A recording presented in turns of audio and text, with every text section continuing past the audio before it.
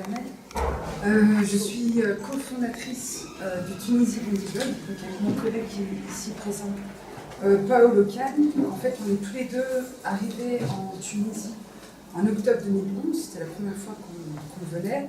On travaillait précédemment en banlieue lyonnaise, en fait, avec les jeunes autour du journalisme citoyen. Et en fait, le projet qu'on avait au départ, c'était de créer un musée citoyen à Sidi Bouzid. Parce qu'à cette époque-là, c'était la ville qui était connue, on va dire, internationalement. Donc quand on est arrivé en Tunisie, on est rapidement allé à Sidi Bouzid, on s'y est installé, on a vécu à peu près 6 mois là-bas. Et on est parti du principe que pour créer un projet avec les gens, il fallait vivre avec eux et comprendre le quotidien. Donc on a mis en place une première formation en journalisme avec un groupe de jeunes qui étaient intéressés par ce projet et qui étaient prêts à le porter avec nous. Donc on a lancé le Tunisie Bondi Blog en décembre 2011, le 17 décembre, la première commémoration de la Révolution.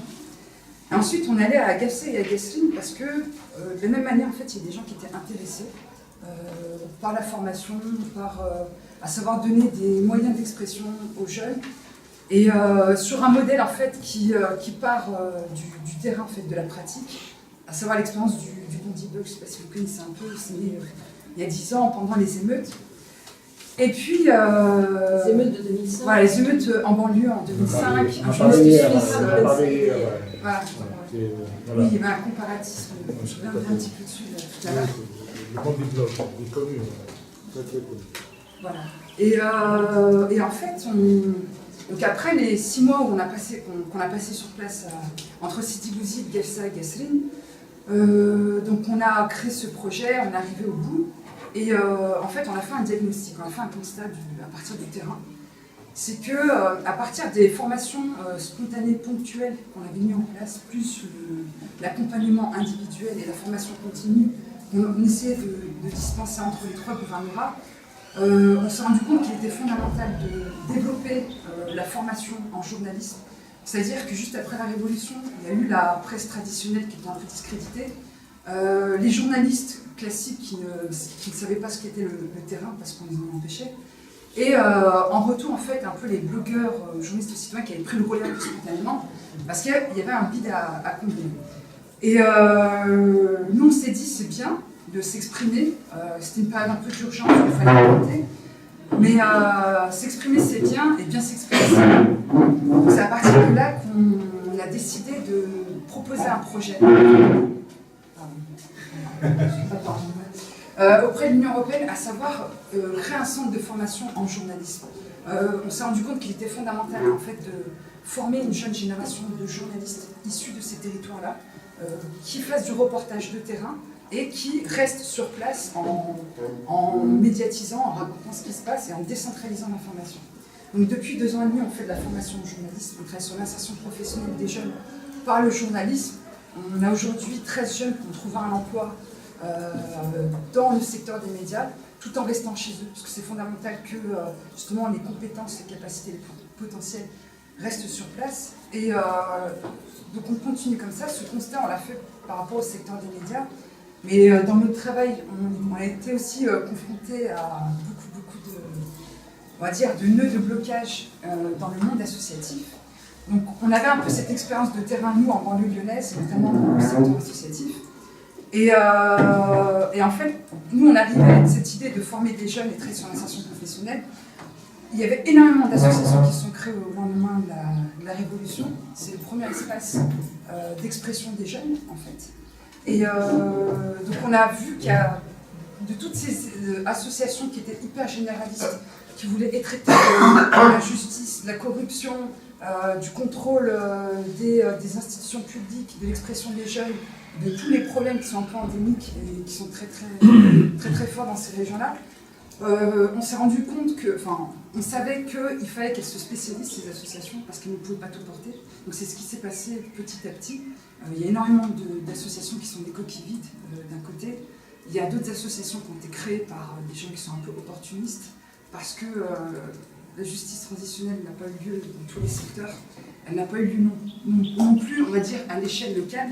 Et on voit un peu d'un côté le népotisme des anciennes élites en fait, qui sont toujours en place, qui n'ont pas bougé, Et en fait, c'est des réseaux qui sont toujours en place, que ce soit dans l'administration, dans le milieu des affaires, mais aussi dans le milieu associatif. Moi, j'ai beaucoup entendu à Sidi Bouzid des jeunes avec qui on a travaillé qui disent qu'on ne leur laisse pas la place. Parce que même dans le milieu associatif, et quand même à Sidi Bouzid, très loin de la capitale, il y a quand même encore cette question du monopole dans le milieu associatif. Parce que ce sont toujours les mêmes, en fait, qui sont présents partout. Et du coup, c'est intéressant, je trouve, parce qu'on peut estimer que, justement, le monde associatif, tout le monde peut y accéder, tout le monde peut créer, tout le monde peut créer son association et développer ce qu'il veut. Mais en fait, il y a encore ces mêmes lieux de blocage, parce que c'est toujours les mêmes personnes qui accèdent au financement, qui vont aux conférences, etc. Et du coup, en fait, il y a un autre mouvement informel qui s'est mis en place, souvent sous forme de collectif. Moi, j'aime bien... en fait, je trouve ça intéressant plutôt de comprendre l'émergence du tissu associatif et comment les jeunes s'en saisissent dans ces territoires où l'état informel est un peu la règle. On peut lui donner la définition qu'on veut de l'état informel. Je ne suis pas sociologue ni chercheuse, je pars juste du constat que j'ai fait, qu'on a fait depuis 3 ans et demi, notamment à travers les reportages de terrain. Je prends l'exemple des diplômés chômeurs, en fait. Donc l'UDC, l'Union des diplômés chômeurs, c'est une organisation qui est présente dans toutes les villes de Tunisie, j'ai l'impression. Dans même les villes ou les villages les plus reculés, donc c'est une structure qui est assez développée. Et en fait, c'est un statut, c'est une sorte de catégorisation d'une jeunesse.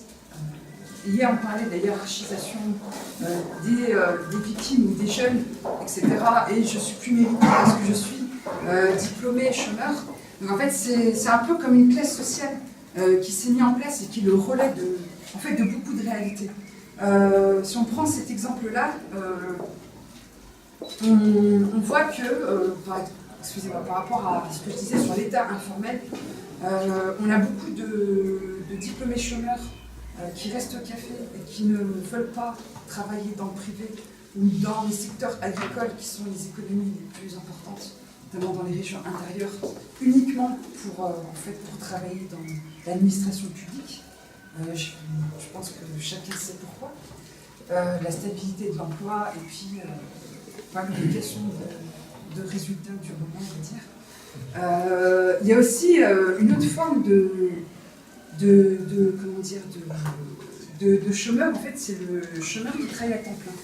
C'est-à-dire qu'on a énormément de jeunes qui vivent de la débrouille. La débrouille, c'est la règle, c'est un système, c'est un fonctionnement, c'est aussi une production de richesse. Et nous, on a rencontré un jeune agriculteur diplômé en droit qui est aussi chercheur d'or, et en fait, de trésor, pardon. Et ces profils un peu atypiques, on en trouve énormément dans ces régions-là. Donc c'est vraiment des jeunes, on a l'impression qu'ils ne font rien, mais c'est pas vrai. Enfin, à partir de là, ils font énormément de choses. Et donc voilà. Donc, derrière ce statut de diplômé chômeur ou de chômeur, en fait, on a beaucoup plus de réalités sociales qui, je pense, n'ont pas été quantifiées. Je lisais l'autre jour un rapport sur le taux de chômage. On essayait de trouver le taux de chômage à Gafsa, à Gaston, à Sidi Bouzid. Et moi, j'avais beaucoup de mal à me fier aux chiffres officiels, que ce soit ceux de l'État tunisien ou de la Banque mondiale, parce que comment on peut estimer l'activité informelle quand on voit beaucoup de profils de jeunes qui travaillent à côté de leurs études, qui refusent d'être déclarés près de la CNSS et qui travaillent, qui sont salariés. Et qui, justement, pour pouvoir passer les concours, parce que c'est le fameux César, le mythe de l'administration, il faudrait casser ça un jour, je pense, c'est super important. Et donc voilà, je me posais cette question-là de comment on peut dire qu'il y a 18% ou 28% de chômage des jeunes à Gafsa quand on voit l'hyperactivité de ces jeunes, mais dans le secteur informel. Et donc je disais que la débrouille, c'est la règle, et ça pose aussi la question de la contrebande. Je m'éloigne un petit peu du sujet de départ qui est le secteur associatif. En fait, pour moi, c'est une évolution qui est un petit peu logique, à savoir les mouvements de mobilisation. Donc, on dit que, pour beaucoup estiment que la contrebande, c'est un peu une défaillance de l'État. Moi, je pense que la défaillance de l'État, c'est la règle, et la contrebande, c'est la solution que les gens ont trouvée. Quand on voit au niveau des frontières, par exemple, qu'il y a des routes qui sont contrôlées par des familles, par des tribus depuis des générations. Quand on voit que, par exemple, il y a une famille, une espèce de dynastie qui s'occupe du commerce, le contrebande d'essence entre l'Algérie et la Tunisie près de Guessrine, avec le père qui prend la retraite et la fille qui prend la relève, en fait, on se rend compte que, on va dire, ce fonctionnement, cette économie locale, cette débrouille, elle préexiste à l'État moderne tunisien, et aux frontières comme on les connaît, quand on voit aussi la mentalité. J'avais fait un reportage à Tozeur sur l'échec du tourisme de masse. Et en fait, des dégâts extrêmement graves que ça a causé au sein de la jeunesse. On a d'un côté une société qui est hyper traditionnelle, pas conservatrice, mais traditionnelle, proche de la culture du palmier, qui est centrale dans l'identité du Joli, par exemple. Et il n'y a pas eu de transmission. Il n'y a pas eu de transmission de cette culture-là. Les jeunes, en fait, sont sommés de respecter ça. On ne leur a pas appris à la valeur de ce que c'est, de pourquoi il faut transmettre et pourquoi c'est important. Quand on voit dans les années 90 l'arrivée d'un tourisme de masse, la fin du tourisme sahraouen traditionnel, et ces jeunes qui voyaient des touristes occidentaux qui arrivaient, l'argent facile, la consommation, etc., et la possibilité, ou en tout cas le rêve, de se marier avec une touriste de passage pour avoir le visa. Donc en fait c'est ça, c'est une rupture. C'est une rupture énorme. Et là je vais citer un jeune qui s'appelle Wahid. Il a 30 ans, il est membre de l'UDC à Tozeur. Et en fait il travaille comme correspondant local pour une radio. Et il explique en fait le sacrifice qu'il fait pour rester à Tozeur, parce qu'il ne peut pas travailler, il ne gagne pas assez sa vie, je crois qu'il gagne 200 dinars par mois comme correspondant local. Il est hyper actif au sein de l'Union des diplômés chômeurs et dans d'autres comités locaux sur le développement du tourisme solidaire, etc.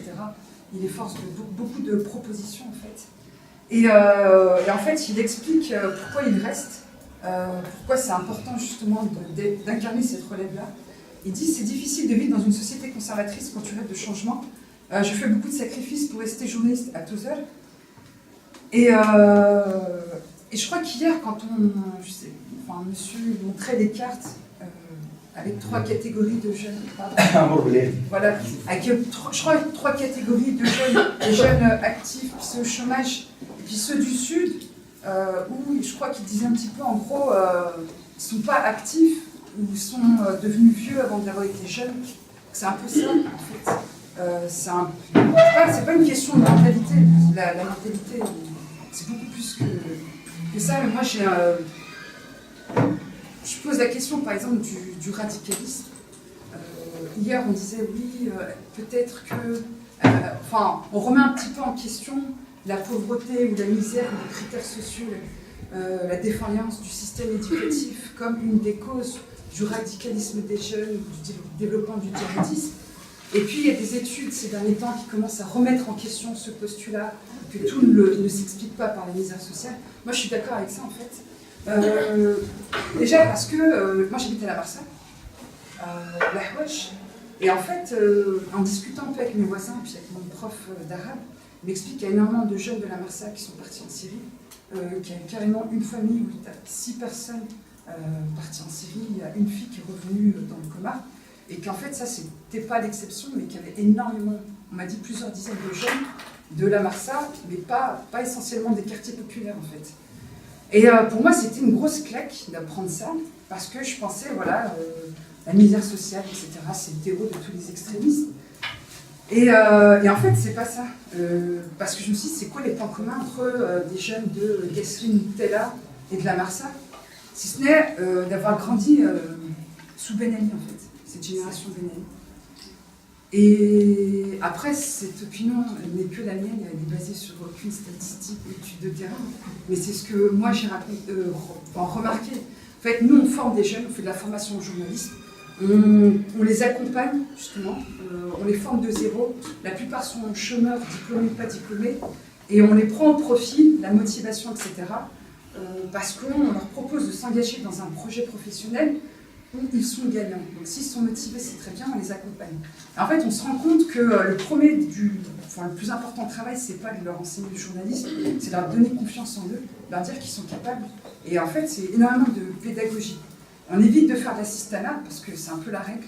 Et je dis c'est la règle, alors que c'est un énorme paradoxe, l'État n'est pas là. Mais en même temps, les jeunes sont mentalement assistés, c'est pas une généralité. Et il y en a beaucoup qui sont comme ça, qui attendent tout de l'État, alors que l'État n'est même pas là en fait. Et en fait, je crois que, et je le redis, c'est mon opinion, c'est cette génération Ben Ali. Moi, je fais ce constat-là de ce que j'ai entendu avec l'échec du tourisme de masse à Tozeur, de ce qu'on m'a raconté à la Marsa, de ce que j'ai constaté dans la plupart des villes où j'ai travaillé, où on a travaillé. Et en fait, c'est une génération qui a grandi dans un système de corruption, et déjà dans la corruption des mentalités. Comme on dit, la nature a horreur du vide. Là, il y a eu un vide énorme qui était bien présent, et c'est le radicalisme qui a pris la place. Et moi, je pense que, après, je le redis, ce n'est que mon opinion, mais si on a des jeunes qui sont prêts à risquer leur vie pour aller en Europe, les haragas, il y en a tout autant qui sont prêts à risquer leur vie pour le djihad, en fait, et pour les mêmes raisons. Et d'ailleurs, ils utilisent les mêmes canaux, les mêmes parcours, et puis les mêmes passeurs pour y aller. Et moi, je pense que c'est ça. Vous disiez tout à l'heure qu'il fallait mettre du sens aux choses. Et peut-être que dans la pratique, ces jeunes-là, salafistes ou pas, essayent de mettre, il y a peut-être un renouveau de la pratique religieuse, pas de la pensée religieuse, mais de la pratique, mais sans doute pour mettre du sens aux choses, en fait. Parce que quand on grandit dans une société, moi je suis née, j'ai grandi en banlieue lyonnaise, où en fait il n'y a pas la transmission générationnelle. Quand on grandit dans un mouvement militant, parce qu'il y a beaucoup de militants à Lyon par exemple, moi, que j'ai découvert à travers un mémoire que j'ai fait, j'ai découvert le tissu associatif militant extrêmement riche, précoce, au tournant des années 70-80, dans les banlieues, notamment contre les crimes racistes, etc. Et en fait, je me suis rendu compte que c'était une richesse incroyable, que les jeunes étaient hyper mobilisés, que la génération d'après, il n'y a rien qui était transmis. Mais je pense parce que cette génération de militants ne pensait pas que c'était important de transmettre. Et en fait, on a un peu grandi comme ça, dans un éternel recommencement. Et de lutte, etc., qu'il faut recommencer. Et c'est un peu cette rupture générationnelle dans une société, en tout cas dans le monde arabe, où près de la moitié de la population a moins de 35 ans. Et quand on regarde les élites qui ont vu arriver les dictatures, qui ont vu les dictatures se mettre en place, et beaucoup de personnes qui ont été complices de ça, et qu'il n'y a pas eu de justice transitionnelle en Tunisie.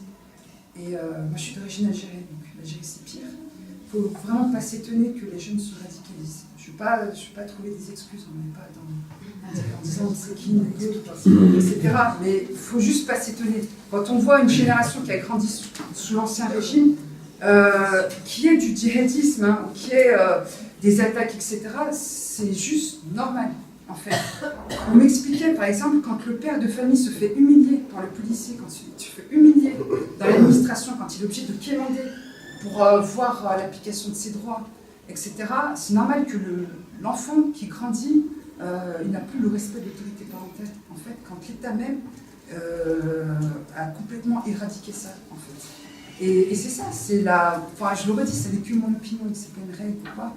Mais ouais, on a besoin de valeurs, en fait, et de morale. Après, chacun met le curseur sur le degré de moralité. Hein.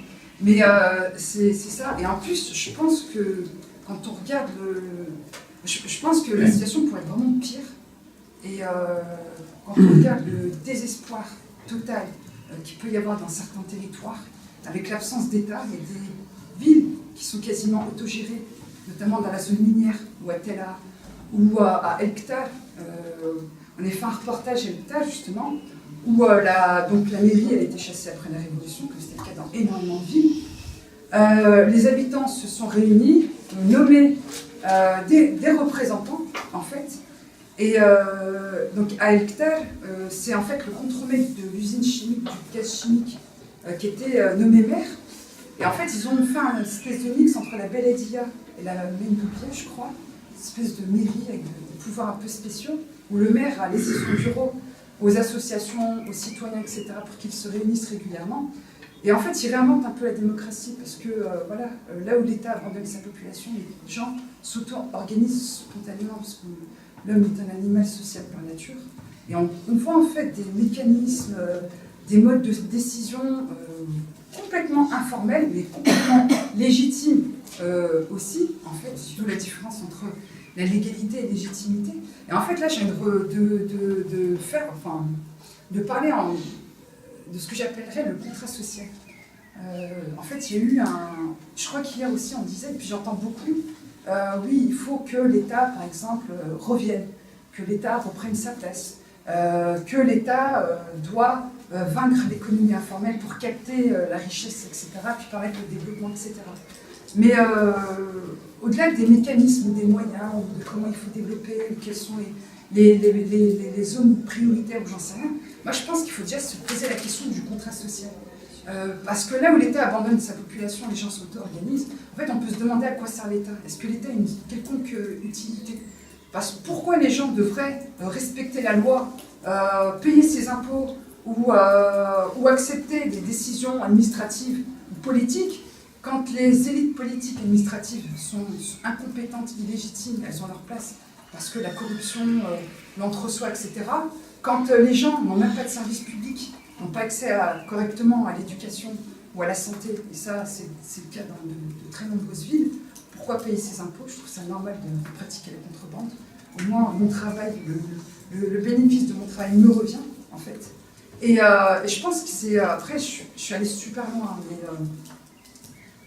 je pense que c'est ça en fait qu'il faut remettre en question, celui du contrat social. Si l'homme accepte de perdre sa liberté, qui est totale à l'état de nature, et qu'on lui accorde la sécurité, le premier droit de l'homme dans l'état social, là ce droit-là n'est pas garanti en fait.